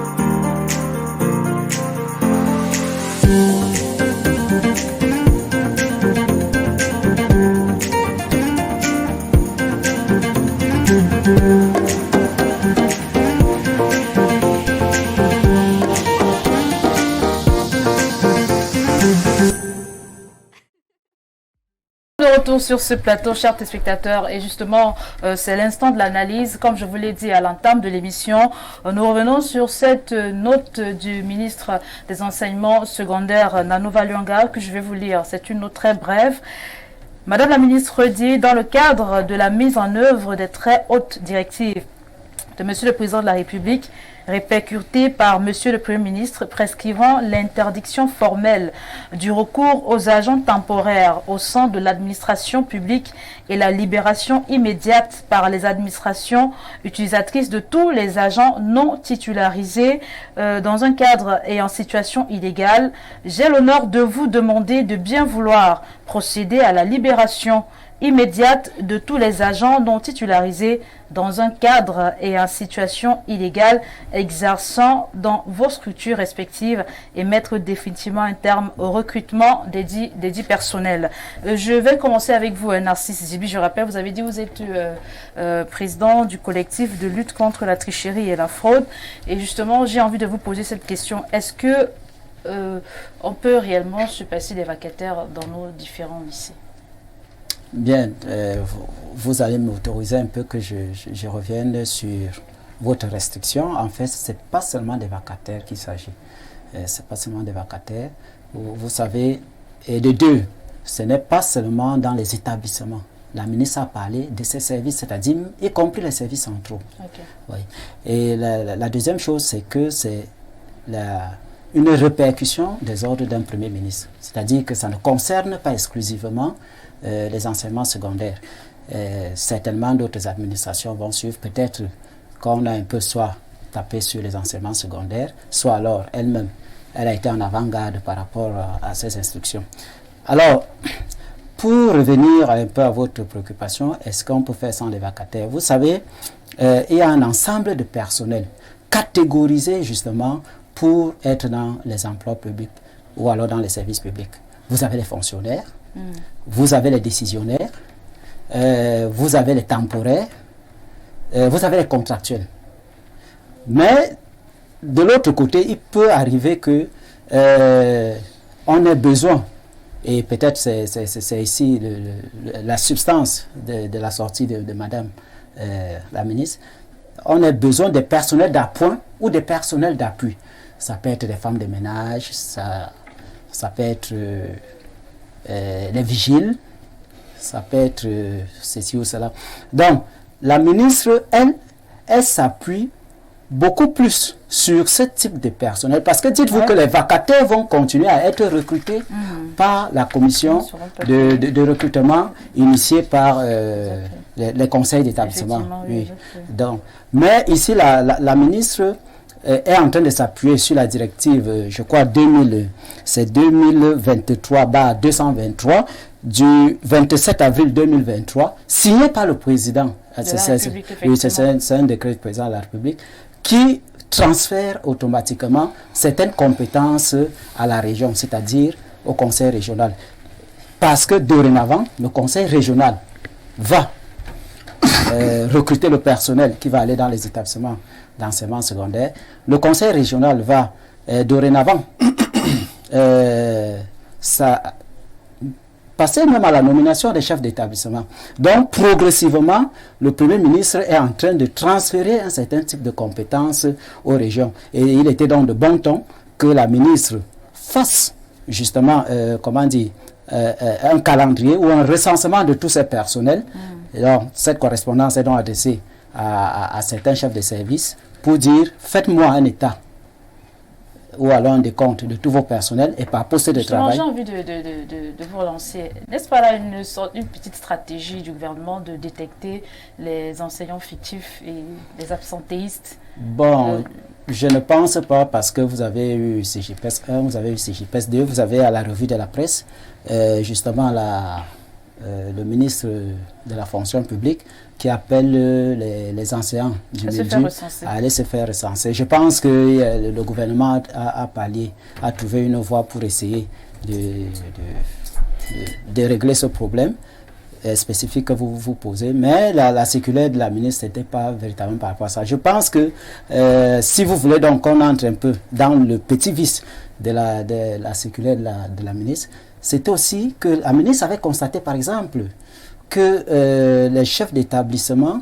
déclaraient un certain nombre de vacataires qui n'étaient pas ça, et par conséquent il y avait un budget qui était affecté donc justement à ce nombre par exemple de vacataires plus ou moins fictifs, parce que c'était un personnel qui n'était pas contrôlé par l'État, parce que n'étant ni fonctionnaire, ni décisionnaire, ni temporaire, encore moins contractuel.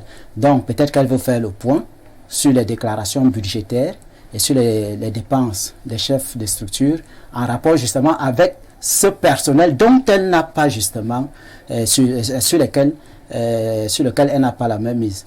Bon, c'est peut-être dans ce sens, si vous voulez un peu trouver la petite bête dans la correspondance à la musique, je pense que ça peut être à ce niveau. Alors Bernardo Basson, est-ce qu'on peut voir en cette séculaire du ministre des enseignements secondaires un élan de solidarité à l'égard de tous les personnels qu'elle a évoqués dans son communiqué? Parce qu'en fait, elle nous fait savoir que c'est parce que elle essaie d'expliquer, ils sont marginalisés, ils ne sont pas bien traités, ils ne sont pas payés, donc elle trouve qu'ils sont exploités à tort. Mais est-ce qu'elle a proposé une solution durable? Vous voyez, parce que oui. Pour le moment, elle a juste demandé, elle a instruit que les chefs d'établissement libèrent tous ces personnels. C'est ce qui est mentionné dans je crois communiqué. Fermement, et je sais de quoi je parle, que dans les lycées, les enseignants vacataires sont très maltraités. Pour la plupart, ça vraiment c'est effectif. Déjà parce que certains animateurs pédagogiques collent beaucoup de travail aux vacataires et eux-mêmes travaillent un peu moins. Parce que leur salaire généralement 40-50 000 par mois pour certains qui sont chefs de famille. Parce qu'ils sont parfois méprisés, moqués par ceux qui sont titulaires. Donc sur le plan humain, les vacataires ne sont absolument pas bien traités. Et sur cette base-là, je pense que la ministre a raison de leur demander de se retirer un tout petit peu afin de trouver des solutions durables. Mais dans la pratique, je crois qu'on devrait peut-être penser à aménager un statut à ces personnes-là qui sont passionnées d'enseignement, qui sont compétentes pour être enseignantes, mais qui n'ont pas eu la chance d'avoir le concours. Au Cameroun, on sait très bien qu'il y en a qui n'arrivent pas à avoir accès à des concours pour des raisons autres que leur réel. En parlant de statut, en février 2022, le collectif des enseignants vacataires avait justement adressé au Premier ministre une lettre où il demandait à ce qu'un statut particulier leur soit attribué, parce qu'ils estiment qu'ils le méritent en fait. Moi, je pense personnellement qu'ils le méritent, parce que beaucoup d'enseignants qui ont pu avoir accès à certaines écoles, je ne leur tire pas dessus, ce sont mes frères, n'ont peut-être pas le niveau que certains vacataires peuvent avoir. Ça, il faut bien le noter. Ça peut être insultant, mais c'est le cas. Parce que, vous savez, il y a également de la prédestination dans tout cela. Il y a ce qu'on peut appeler un talent naturel d'enseignement, un don de transmettre, que beaucoup n'ont pas, mais pourtant sont formés dans des écoles qui sont censées produire les enseignants. Donc moi, je pense que l'idée de les mettre en marge pour pouvoir les empêcher de souffrir durablement est une bonne idée. Même si je pense que lorsqu'on veut quitter une branche, il faut peut-être avoir déjà conçu d'attraper une autre branche. Et donc les laisser comme ça en divagation peut être problématique, parce qu'il faut savoir que beaucoup dans ces lycées peuvent avoir des élèves à qui on va donner des cours de répétition et peuvent avoir un peu d'argent. Donc en les mettant en marge des lycées, on leur coupe. C'est vrai, on les enlève certaines souffrances, mais on leur coupe également une petite niche qui pouvaient les aider. Vous voyez ce que je veux dire? Donc c'est vraiment délicat de prendre une mesure aussi drastique sans tenir compte de la portée de conséquences. Moi je pense que la ministre devrait, avant la rentrée prochaine, suggérer au gouvernement. Parce que c'est beaucoup de familles, c'est beaucoup de responsables de familles qui vont se retrouver dans le chômage, vacations, parce que beaucoup cumulent. Vous avez, il y en a qui ont ce qu'on appelle des champs, qui cumulent ci, ça et là, et ça peut être compliqué. Donc si l'idée de base c'est de réduire leur souffrance, je pense que durablement on aurait pu penser à leur aménager progressivement un statut pour leur permettre de mieux vivre. Peut-être celui de contractuel, je ne sais pas, mais du moins penser quand même à une méthode de rémunération stable et à les considérer comme personnel d'appui plus ou moins constant au lycée, parce que au Cameroun, on est en sous-effectif, ça il faut le dire, les gens ne le savent pas, mais il y a des enseignants qui ont dans les lycées 3, 4, 5 classes. Il y a également des zones reculées du pays dans lesquelles il n'y a pas d'enseignants. Et c'est justement là la question, parce que vous avez par exemple des zones comme celle-là où pour aller, c'est-à-dire quand vous avez un fonctionnaire enseignant sorti d'école, on l'affecte, je ne sais pas, il y a une zone où il faut traverser, c'est pas du Bombard, je ne sais plus trop, il faut aller en pirogue. Et maintenant, on connaît tous que quand on vous affecte dans des zones reculées, il est difficile pour ces personnes justement d'aller exercer. Et dans ces zones-là, dans ces établissements-là, ce sont ces vacataires-là, ces temporaires-là qui soutiennent. Comment donc gérer? Comment est-ce que ça va se faire? Vous voyez donc que l'équation est difficile à poser. Vous parlez de voyager peut-être Manoka, où il faut aller en pirogue. Effectivement, Manoka. La pirogue est bien. Moi, je suis de Ngambé. Mon village c'est Bobéa, à 25 km de Ngambé. Pour partir de Ngambé à Bobéa, en saison de pluie, 25 km, vous pouvez faire 7 heures de temps. 7 heures. Et il y a une école primaire à Bobéa. Peut-être avant à Bobéa, il y a encore une meilleure école. Après, pardon. Et avant. Mais chez nous, il y a vraiment là. C'est la brousse. Donc, il faut parfois des temporaires proches pour aider dans ces centres-là. Mais dans les grandes villes, je pense quand même qu'on peut relativement s'en passer. Mais dans les coins reculés, je pense qu'on ne peut pas s'en passer. Ok, merci pour votre avis, Bernardo. Bon, je vais comme ça me tourner vers Pierre Anissier Mbida. Il est enseignant et j'ai envie de lui poser la question de savoir, vous en tant qu'enseignant, parce que forcément vous vous sentez impliqué d'une manière ou d'une autre dans le communiqué de Madame la Ministre, comment est-ce que vous percevez cette idée de vous mettre en marche? Bien, déjà, je salue l'initiative de Madame le Ministre. Peut-être je fais partie des rares enseignants qui saluent cette initiative. Et je pense que c'est une bonne occasion pour les vacataires de continuer avec leur combat. Il faudrait d'abord faire un flashback. L'éducation au Cameroun est gérée entre 4 ministères. Le ministère de l'Éducation de base, le ministère des enseignements secondaires, le ministère de la formation professionnelle de l'emploi et le ministère des enseignements supérieurs. Alors, la lettre concerne un de ces différents acteurs, notamment le MINESEC. Vous voyez, au Cameroun, il existe environ 2464 établissements scolaires publics d'enseignement secondaire public. Vous pouvez imaginer, lorsque je parle de ce nombre, vous voyez le nombre d'enseignants qu'il faut. En réalité, comment même se retrouver avec des lycées où on parle des vacataires? Il y a un problème. La création des établissements, le recrutement, quand on lance le concours, c'est en fonction des besoins sur le terrain. Donc, l'enfant, un bachelier, s'il faut le dire, un bachelier postule s'il veut entrer à l'école normale. Après 3 ans, il peut sortir. S'il veut continuer pour devenir plex, c'est après 5 ans. Bon, maintenant, il y a les affectations. On affecte en fonction également des besoins. Il y a le problème donc de prise en charge et le problème d'intégration. Voilà là où les vacations commencent. Je sors de l'école normale, je suis affecté quelque part. Je demande les avancements, les 2 tiers qu'on doit me donner, je ne les ai pas encore. Je n'ai même pas encore d'intégration à la fonction publique. Je me retrouve en train d'aller prendre des heures dans notre établissement où on va me prendre maintenant comme vacataire. Parce que les vacataires, ce n'est pas seulement ceux-là qui ne sont pas passés à l'école normale, comme certains pensent qu'il a un diplôme universitaire. Donc, on m'a donné l'enveloppe horaire hebdomadaire de 7 heures dans tel établissement. J'ai mon temps libre, je n'ai pas de quoi joindre les 2 bouts. C'est pas facile. Je pars prendre les heures dans un autre établissement où je deviens donc comme vacataire. Ça, c'est un type de vacataire. D'autres types de vacataires, maintenant, c'est ceux-là qui ont au moins Bac plus 3. Parce que pour enseigner dans les normes, dans les établissements secondaires, il faut avoir Bac plus 3. Je parle de la norme. Vous avez une licence qui vous donne l'autorité dans un domaine bien précis où vous allez enseigner. Et il faut donc avoir une autorisation d'enseigner, aptitude pédagogique.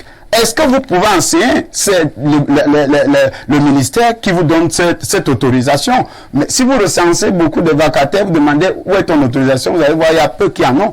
Il y a d'abord ça. Et l'autre problème c'est le véritable problème de, comment dire, la sécurité sociale même du vacataire.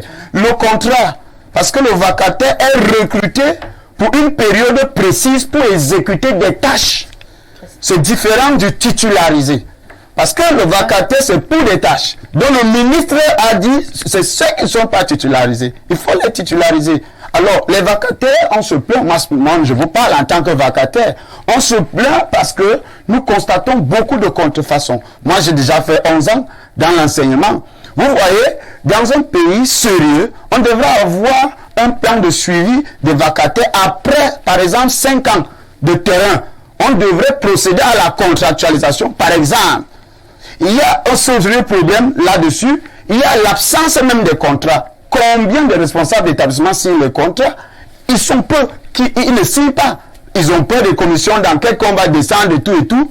D'autres, ils savent que avec quand il n'y a pas le contrat, on peut facilement te congédier à n'importe quel moment, puisqu'il n'y a pas de base solide, juridique, pour ça dit votre partenariat, il n'y en a pas. Bon, ça c'est de l'autre côté maintenant, c'est même il n'y a pas de statut particulier. Ça dit les vacataires fonctionnent comme ça. Ils font une navigation à vue. C'est comme ça. Il n'y a pas de statut particulier. Il n'y a pas. Alors, si le ministre aujourd'hui décide que l'on expulse, qu'on congédie tous ces personnels qui ne sont pas titularisés, ça va venir résoudre un certain nombre de problèmes. Ça va d'abord faire que ceux qui sont allés prendre les vacations ailleurs et qui ont placé les vacataires à leur place dans les établissements vont rentrer. Okay. Nous allons avoir un travail sérieux avec des enseignants de référence qui auront pour mission de former les apprenants selon les missions confiées aux établissements scolaires, à savoir former les apprenants et les adolescents pour leur épanouissement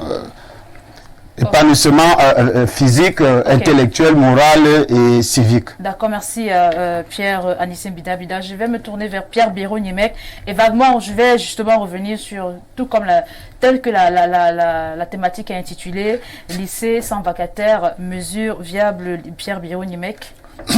C'est le caractère laconique de la lettre du ministre qui pose problème. La lettre voulait dire beaucoup de choses. Je ne sais pas pourquoi elle l'a fait si courte. En fait, elle aurait pu clarifier. Beaucoup de choses. Vraiment, Madame le ministre, une correspondance administrative ne doit porter aucune ambiguïté. Ça s'enseigne dans l'administration. Il y a trop d'ambiguïté. C'est une mauvaise lettre dans sa rédaction. Il faut maintenant aller interpréter pour comprendre. Je vais poser une question en m'appuyant sur sa lettre. Elle dit que la note du président de la République, répercutée par le Premier ministre, demande de chasser tous les temporaires. Qu'elle dise à son collègue de la santé de chasser tous les temporaires de la santé. Pendant qu'on y est, qu'on les chasse d'abord, et on ne le fera pas. Pourquoi? Parce que c'est urgent qu'il soit là. Ah bon? Donc, la note a de bonnes intentions, mais elle est mal rédigée. D'accord. Justement, je vous relance avec ce message. Il y a un téléspectateur qui nous dit: bonjour Olivia, ça c'est pour le ministère. Là-bas à Yaoundé, moi je suis au CETIC de Bouraka. Il n'y a pas d'enseignants. Qui de vous? Oui, je comprends. Okay.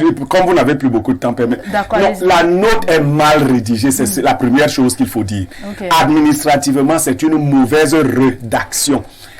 La note devait être suffisamment explicite. On ne doit pas interpréter l'intentionnalité d'une note administrative. Donc, elle est mal rédigée.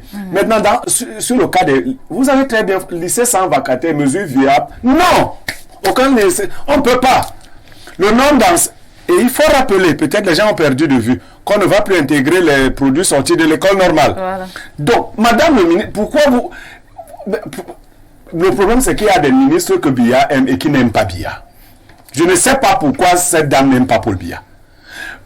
Vous avez une bonne chose à dire. Vous dites ça comme ça. Vous lancez ça et les gens se mettent à se battre alors que l'intention est bonne. Dites aux gens que vous voulez réguler quelque chose qui ne se passe pas bien. Vous voulez réguler. Quand vous lancez ce pavé dans la main et vous dites que les vacataires doivent rentrer, si ceux qui sont allés aider seulement dans les villages décident de rentrer, qu'est-ce que vous ferez d'ici la rentrée? Vous n'êtes même pas au courant de ces villages. Ah, effectivement. Vous parlez de Yaoundé, cité hospitalière du lycée général Leclerc. Il n'y aura aucune mesure à prendre de ce côté-là. D'ailleurs, on s'assoit à Yaoundé, on décide des choses. Je dis, il y a une très bonne intention, mais qui n'est pas traduite. Mais il va falloir prendre en charge les temporaires dans ce ministère, et notamment les temporaires vacataires. Pourquoi nous ne parlons pas des autres?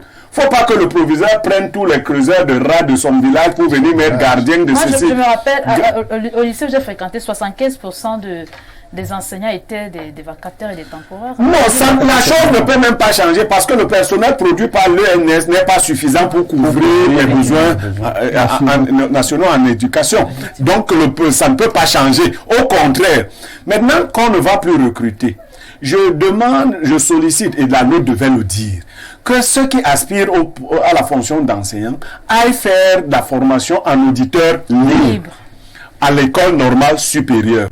Et que les commissions au niveau régional, parce que maintenant c'est le conseil régional qui devra s'en occuper, ce n'est plus l'affaire de Madame le ministre, et que les choses s'organisent. Mais elle ne peut pas, je ne sais pas, elle n'avait pas grand chose à faire ces jours-ci. Elle voulait qu'on parle d'elle. Parce que Et c'est réussi, mais elle a envoyé un truc tellement laconique qui a jeté le discrédit sur tout. Les gens ne comprennent pas. Maintenant, bon, on a parlé de toi, Nalova. C'est bon, mais vraiment, prochainement, rédige normalement, explicite les choses. Qu'on demande à son collègue ministre de l'Éducation de base de demander aux maîtres de parents de rentrer puisqu'ils ne sont pas titularisés. Ok. Vous voyez, donc elle a jeté de l'ambiguïté. Bon, je ne vais pas dire, la note est ainsi écrite aussi en anglais parce qu'on ne va pas dire que c'est parce que pour éviter... C'est un défaut de langue. Voilà, c'est pas le problème de langue, c'est la mauvaise rédaction administrative. D'accord, merci Pierre Biron. On prend ces quelques réactions des téléspectateurs. Bonjour à vous sur le plateau. J'espère qu'en retirant les vacataires, on retire aussi l'APEE. Bonjour les BAO. Bonjour la charmante Olivia, ma chère référence Biron Niemek. Lorsque notre maître, le prof Lucien ici, avait commis un article sur les productions, non, on va plus de temps, on ne pourra plus lire les interventions sur la musique. Olivia, s'il te plaît, est-il possible d'avoir le contact de monsieur Niemek? C'est Léo Douala. Salut Bernardo Basson, ancien élève du lycée de Ndokrem. Bonjour le panel.